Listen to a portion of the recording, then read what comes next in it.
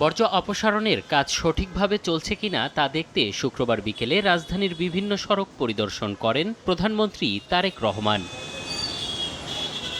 গুলশান থেকে নিজেই গাড়ি চালিয়ে প্রধানমন্ত্রী যান Hatirpool, Elephant Road, Green Road, Farmgate ও কারওয়ান বাজার এলাকায়। এ সময় তিনি কয়েকটি স্থানে কোরবানির বর্জ্য ও পূর্বের জমে থাকা ময়লা পড়ে থাকতে দেখেন।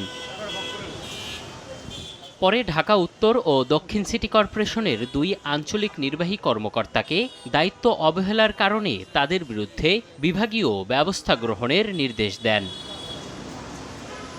প্রধানমন্ত্রীর নির্দেশক্রমে তাৎক্ষণিকভাবে তাদের জনপ্রশাসন মন্ত্রণালয়ে ন্যস্ত ও সাময়িক বরখাস্ত করা হয়। বরখাস্তকৃত আঞ্চলিক কর্মকর্তারা হলেন ঢাকা উত্তর সিটি কর্পোরেশনের জোন ৫-এর আঞ্চলিক নির্বাহী কর্মকর্তা মোহাম্মদ সাদিকুর রহমান এবং ঢাকা দক্ষিণ সিটি কর্পোরেশনের জোন ১-এর আঞ্চলিক নির্বাহী কর্মকর্তা কাজী সালেহ মুস্তানজির।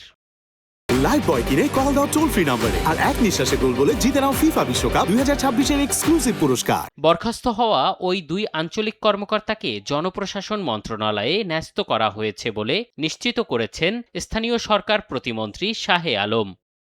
এম এ আজিম, সময় সংবাদ, ঢাকা।